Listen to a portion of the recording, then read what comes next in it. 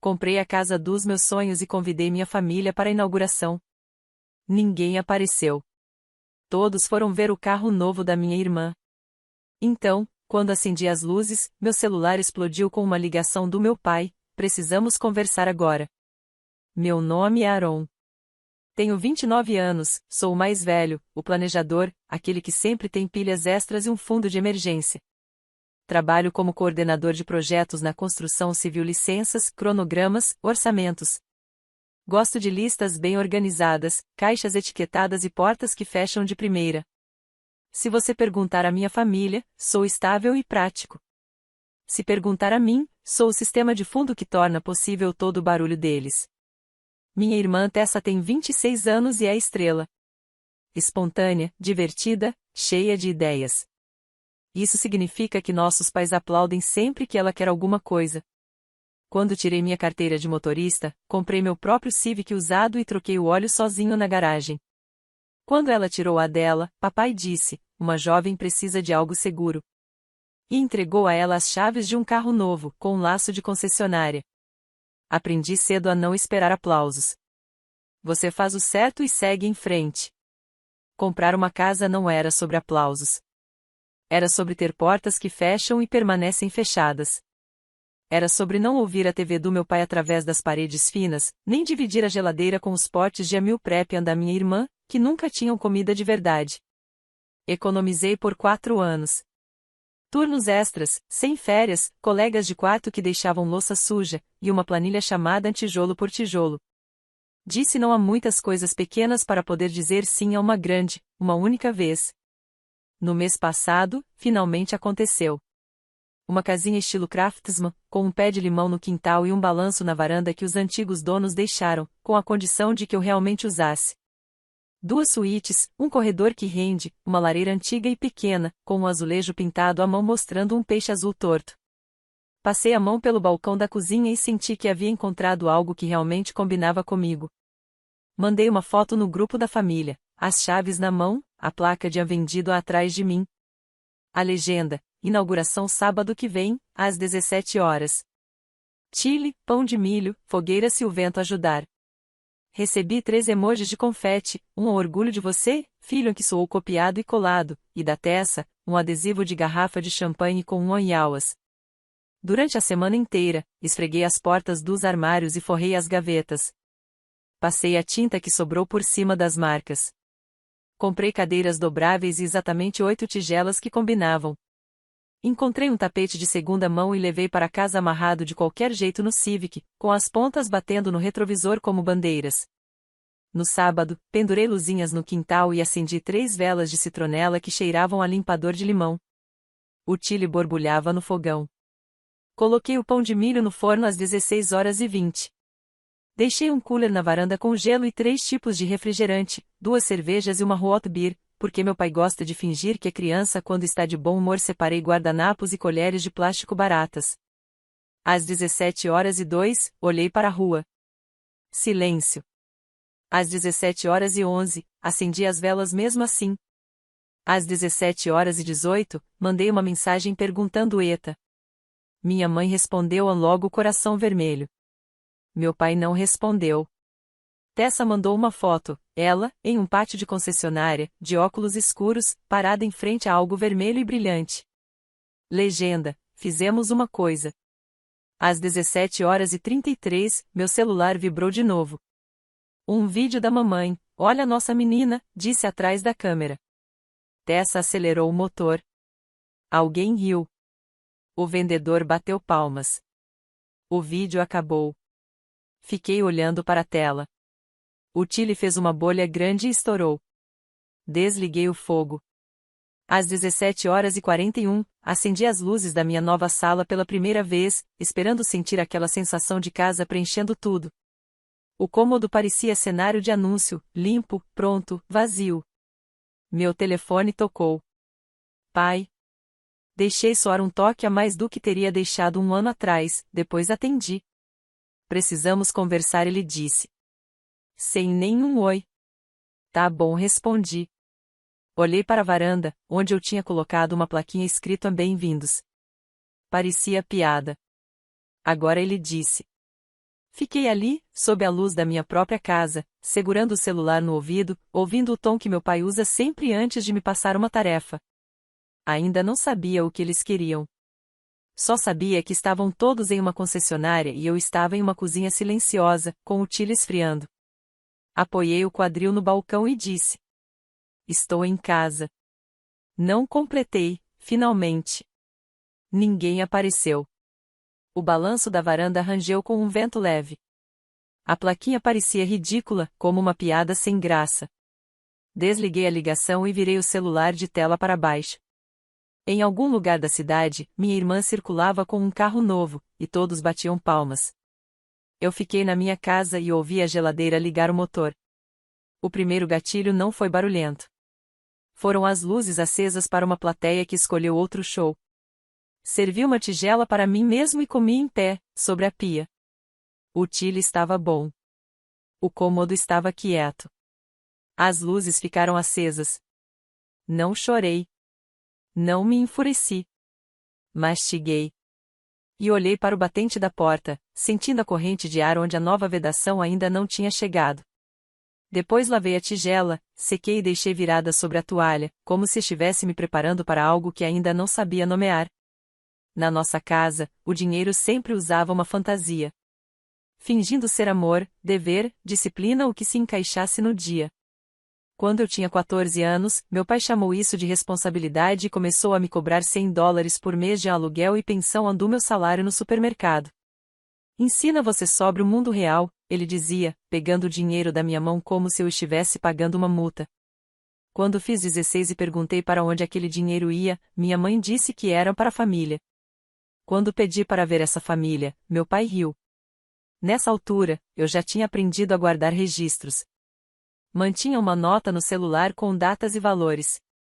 Eu me convencia de que não era mesquinharia, era um mapa através da neblina, onde os outros podiam fingir que eu estava inventando a estrada.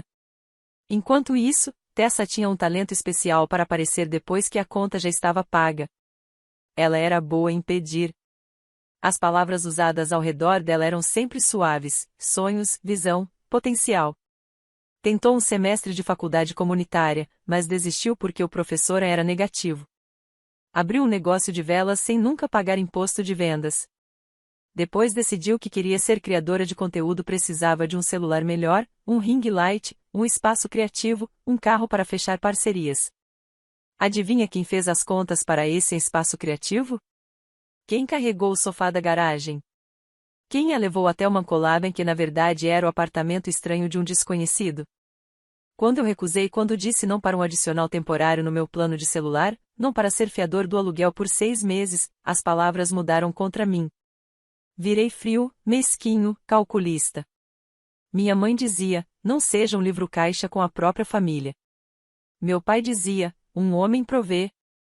Um homem provê pela família já tinha coberto de tudo, desde a emergência de $312 no cartão de crédito da Tessa, até os pneus do caminhão do meu pai, $198, porque ele não percebeu que o pagamento cairia só depois. Também paguei a taxa do condomínio que eles deixaram ir para a cobrança judicial porque a associação é um golpe, $280, mais multa, mais carta de advogado.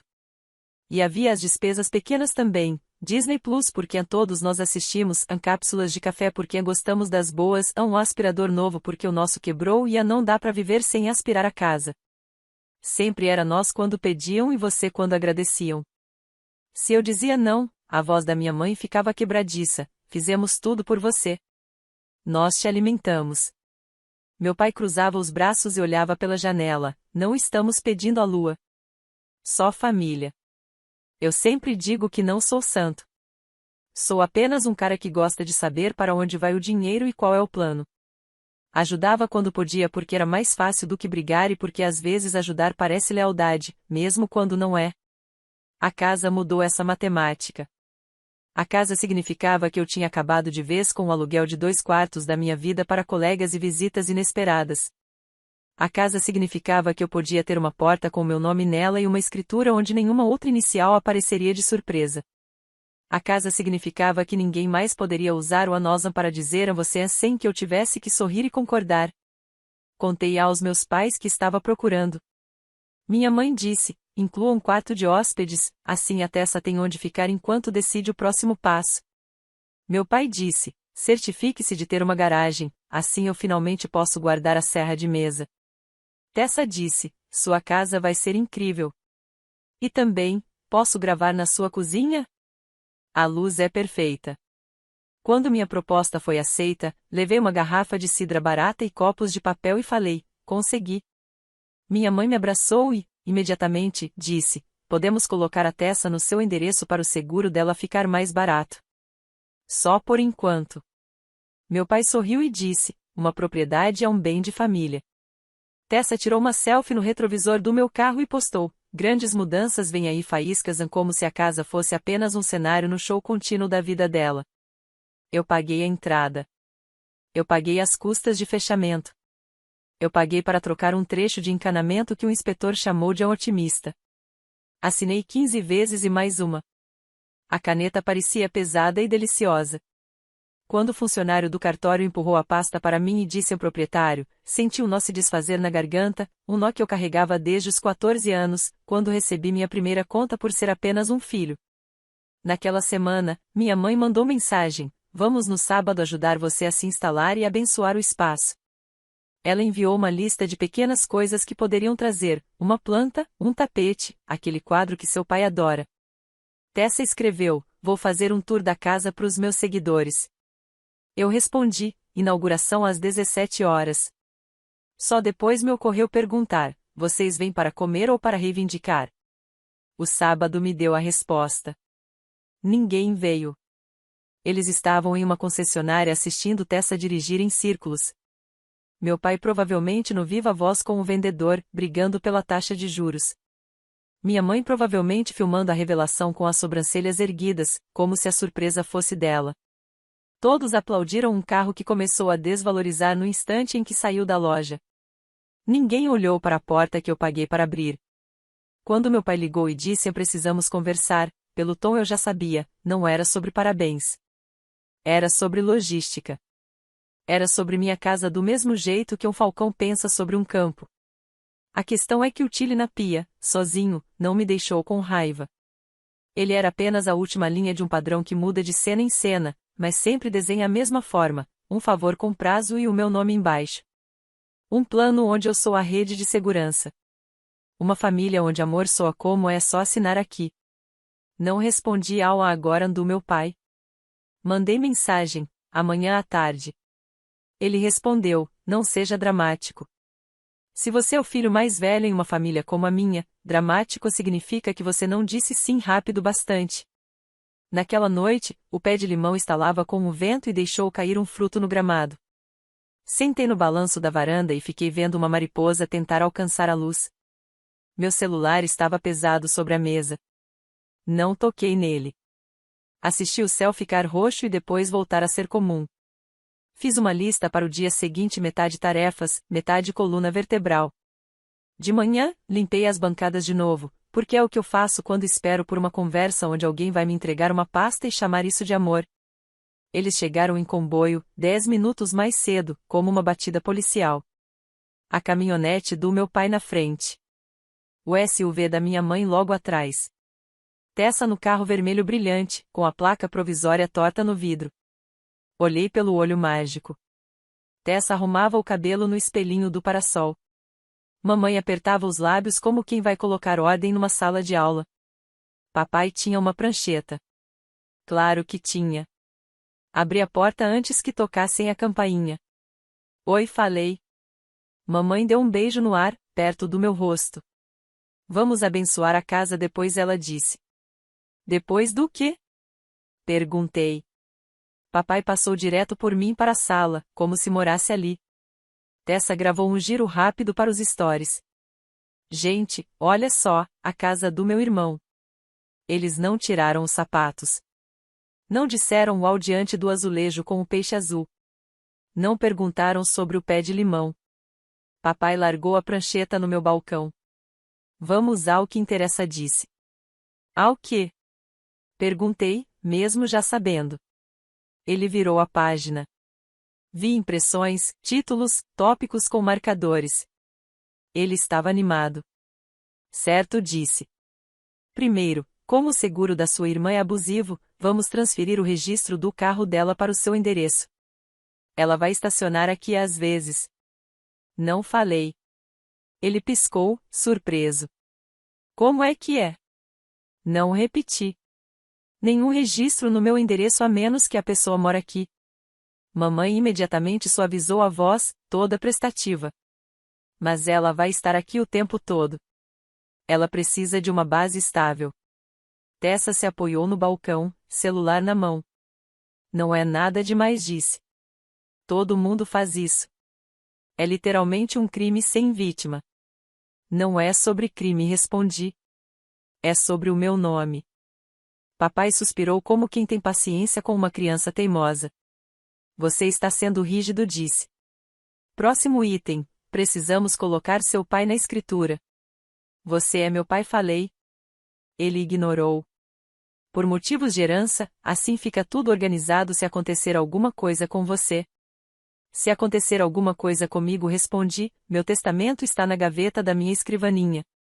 Está mesmo. Fiz no mês passado. 2 testemunhas, Mike do trabalho e a namorada dele assinaram. Ninguém vai para minha escritura. O sorriso da minha mãe afinou. Estamos protegendo você, disse minha mãe. Você não entende como o mundo funciona. Eu leio coisas. Eu entendo, respondi. Tessa fez uma cara ofendida, como se eu tivesse recusado a testar o novo gloss dela. Que egoísmo, murmurou. Somos literalmente família. Meu pai virou outra página. Tudo bem, então pelo menos você pode sacar um dinheiro. Refinanciar e abrir uma pequena linha de crédito sobre o imóvel, digamos uns 80 mil. Nós ajudamos a administrar. A Tessa precisa de entrada para abrir uma loja. Aí está, falei. O quê? Minha mãe perguntou, surpresa. O motivo de vocês terem pulado minha inauguração de casa. Estavam se preparando para me dizer o que iam fazer com a minha casa. Tessa ergueu as mãos. Estávamos comemorando meu carro, disse. É um grande passo. Você está sendo mesquinho. Papai bateu com o dedo na prancheta. Este é o passo, disse. Precisamos ser estratégicos. Seu dinheiro parado em paredes é preguiçoso. Libere. A boutique da Tessa vai pagar de volta. A boutique da Tessa? Repeti. As velas, os pop-ups que você cancela quando está cansada, a marca que você já renomeou 3 vezes? Ela se inflou. Você está sendo negativo. É por isso que não te chamam pras coisas. Eu chamei vocês pra minha casa, retruquei. Você foi a uma concessionária. Mamãe entrou com aquela voz especial que ela usa quando vai chamar manipulação de compaixão. Aaron, ouça. Nós te criamos. Te demos casa.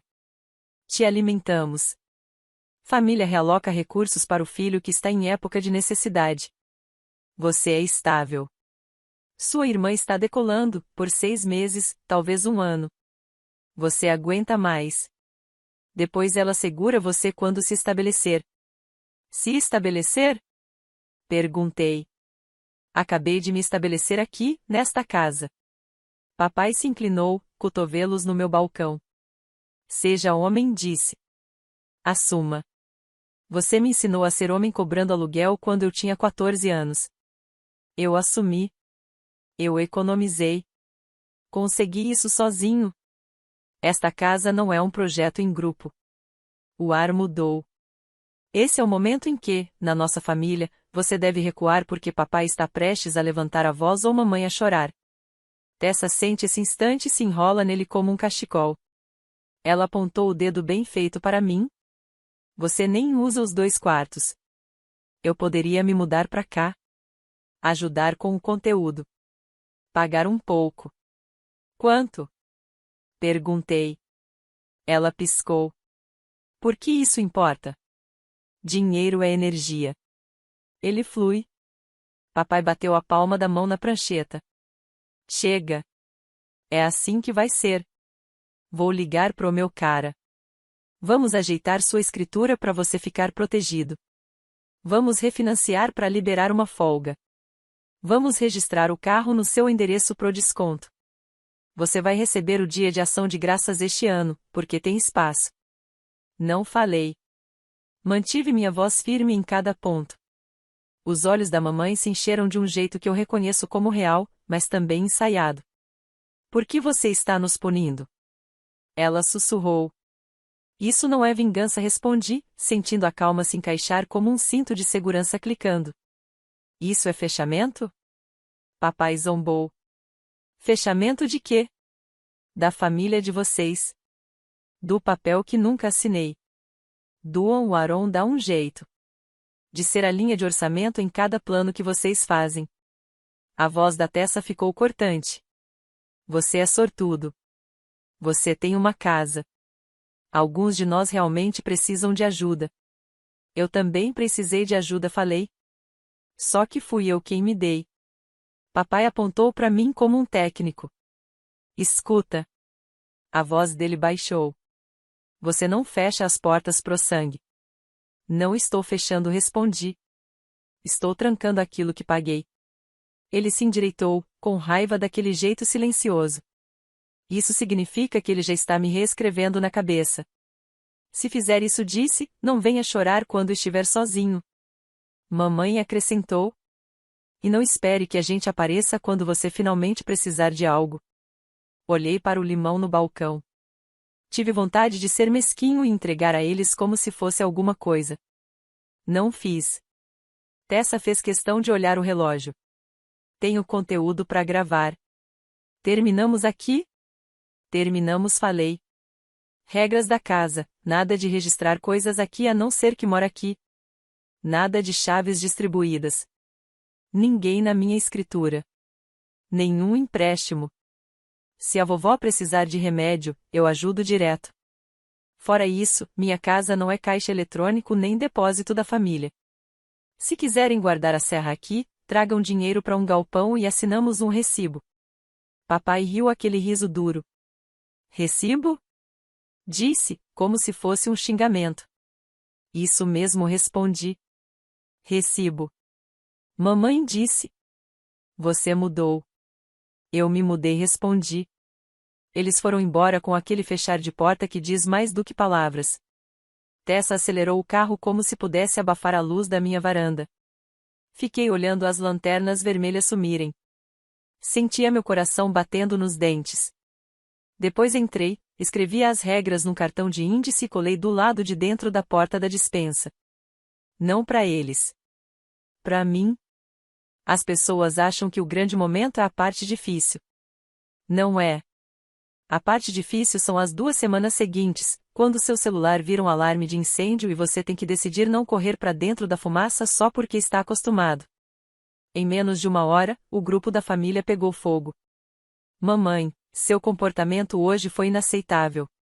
Papai, ingrato. Tessa, um print de uma página do Detran sobre mudança de endereço, com a legenda, meu irmão está literalmente me sabotando. 3 amigas dela curtiram. Alguém que eu nem conheço me mandou uma DM com um emoji de cobra. Eu silenciei o grupo. Desliguei o toque do celular. Coloquei só a vovó e o Mike do trabalho como favoritos, para ainda conseguirem me ligar. Depois, sem discursos, sem plateia, fiz o trabalho chato. Troquei o código da fechadura eletrônica e apaguei os temporários que tinha criado no dia da mudança. Instalei uma caixa de correio com chave, para ninguém a ajudar a pegando minhas cartas e acabar achando meus extratos bancários. Mandei e-mail para minha corretora de seguros pedindo para não aceitar nenhuma alteração de apólice sem minha assinatura escrita e uma senha que definimos por telefone. Congelei meu crédito, porque conheço bem a definição de emergência do meu pai. Também congelei meus registros de propriedade junto ao cartório, de forma que recebo um alerta sempre que alguém tenta registrar algo usando meu número de matrícula. Liguei para a concessionária onde a Tessa tinha postado e perguntei se alguém tentou usar meu endereço. O rapaz no telefone disse: Ah, sim, alguém mencionou uma propriedade da família para desconto de seguro. Mas não processamos ainda. Respondi: Não processem. E mandei e-mail confirmando, para deixar registro. Salvei o e-mail enviado numa pasta chamada Trilha de Papel da Casa, porque, se você cresceu na minha família, sabe que trilhas de papel são como a realidade se mantém real. Mamãe partiu para as ligações. 6 perdidas. Depois 94. As mensagens de voz variavam de bronca para ternura, de ameaça para ternura de novo. Podemos consertar isso, ela disse. Depois, se você me ama, me liga. Depois, estaremos na sua casa às 7. E por fim, um suspiro, já nem sei mais quem você é. Papai mandou 2 mensagens, só links. Um para uma calculadora de refinanciamento. Outro para um galpão numa loja de materiais. Legenda: seja razoável. Não respondi. Tessa usou o story público para mirar em mim. Às vezes, as pessoas mais próximas riem quando você dirige. Escreveu sobre a foto do carro. Dirija mesmo assim. Os seguidores comentaram: invejoso vai invejar. Fechei o app, saí e colhi 2 limões. Entreguei um para minha vizinha da frente, que tinha acenado no dia da mudança e dito: bem-vindo. Ela contou que gosta de usar no chá. Conversamos sobre nada por uns 4 minutos. Foi como respirar num lugar onde existe oxigênio. No terceiro dia, minha mãe tentou uma nova abordagem. Temos um plano, escreveu. Ajudaremos com sua hipoteca se você assinar um acordo familiar que mantenha a casa em nós. Ela usou aspas em nós como se soubesse que não era inglês, mas quisesse que parecesse normal. Respondi com uma frase. Ninguém entra na minha escritura. Ela não respondeu por 6 horas e depois mandou: você vai ficar sozinho nos feriados. Talvez, digitei, mas vou ter uma cadeira onde sentar. Minha tia Mara ligou e deixou um recado cantarolando um hino. Depois disse: sangue é mais grosso que orgulho. Pesquisei a citação completa mais tarde e alto na cozinha, porque o original significa o contrário. Não retornei a ligação. Meu pai apareceu cedo no sábado, antes mesmo de eu tomar café. Pelo olho mágico, vi ele indeciso em tocar a campainha. Levantou o punho, depois abaixou. Mandou uma mensagem. Saia. Respondi. Sem visita surpresa. Marque um horário. Ele ficou parado na minha varanda, tirou uma foto da casa como se pudesse me intimidar com o simples fato dela existir. Depois voltou pro caminhão e foi embora. Anotei data e hora num post-it e coloquei na pasta da trilha de papel. Naquela tarde, Tessa enfiou uma ideia na cabeça da minha mãe, que repassou para mim. Tessa precisa de um endereço temporário só pro DMV. É só correspondência. Mandei de volta o link da lei estadual que exige residência principal. Escrevi: não. Tessa respondeu com 12 emojis de revirar os olhos e: você é literalmente obcecado por regras. Respondi: são elas que fazem as casas continuarem sendo suas. À noite, a vovó ligou depois da novela que ela gosta. Eles estão bravos, disse, sem rodeios. Você está comendo bem? Tô sim, falei. Fiz chile. Guarda um pouco no congelador, ela disse. E não deixe sua mãe te culpar a ponto de alimentar todo mundo com as suas paredes. Não vou, respondi. Conversamos sobre os remédios dela. Eu disse que podia configurar o envio automático todo mês direto para a porta dela. Você é um bom menino, ela falou. Não seja bobo. Essa é a versão dela de eu te amo e também mantém as portas trancadas. Anotei o que ela precisava e configurei tudo online. Liguei de volta com o número do pedido. Ela escreveu num post-it e colou na geladeira. Somos iguais, ela e eu. Gostamos de números que provam que as coisas aconteceram. No 5º dia, as mensagens ficaram em silêncio. Isso me assustou mais do que o barulho. Silêncio, na minha família, significa recarregando. Ao meio-dia, um e-mail da empresa de registro de títulos chegou. FYI, recebemos solicitação para adicionar parte à escritura. Nenhuma ação tomada. Em anexo, havia um escaneamento borrado de um formulário com meu número de lote e o nome do meu pai escrito no espaço de novo proprietário. Sem assinatura, sem respaldo legal, só audácia impressa em papel de escritório. A assistente escreveu: recusamos, como era devido. Só queríamos que você soubesse. Respondi com 10 muito obrigado e pedi para anotarem no arquivo qualquer tentativa futura de gracinha. Imprimi o e-mail e coloquei na minha pasta. Comi um sanduíche em pé, sobre a pia, e balancei a cabeça até a raiva se desgastar e virar pedra lisa. Naquela noite, o grupo da família mudou de nome para Emergência Familiar. Mamãe escreveu: teremos uma reunião no domingo. Inegociável. Digitei: não estarei lá e silenciei de novo. Papai escreveu: você vai. Somos seus pais. Já está na hora de você crescer. Deixei o celular de lado e pendurei uma prateleira no corredor. Usei detector de vigas. Usei nível. Senti a casa respirar quando os parafusos prenderam na madeira. Coloquei uma tigela na prateleira para chaves minhas e só minhas. No domingo, às 5, enquanto eles se reuniam sem mim, grelhei 2 hambúrgueres na minha churrasqueira pequena e levei um para minha vizinha, que depois me mandou mensagem: você é um bom vizinho. As luzes de corda acenderam. O limoeiro estalou. Comi o segundo hambúrguer sentado numa cadeira que comprei com meu próprio dinheiro. Pensei na frase do meu pai, patrimônio da família, e me perguntei quantos anos confundi família com acesso compartilhado a Aron. Na manhã seguinte, minha mãe tentou uma última cartada cerimonial. Pegamos suas chaves, ela escreveu. Estamos abençoando sua casa com óleo. Eles não tinham minhas chaves. Eu havia trocado as fechaduras. Disse isso a ela. Ela mandou uma foto de um potinho de óleo sobre a mesa da nossa antiga cozinha. Estamos orando por você, escreveu. Obrigado, respondi. Mas mantenha suas mãos longe da minha escritura. Ela não respondeu. Uma semana depois da inauguração da casa que não aconteceu, eu fiz uma mesmo assim. Convidei 5 colegas de trabalho, 2 do basquete de fim de semana e minha vizinha da frente. Fiz o mesmo chile. Coloquei as mesmas colheres de plástico. Sentamos no balanço da varanda e contamos histórias bobas de perrengues no trabalho e primeiros apartamentos com ratos.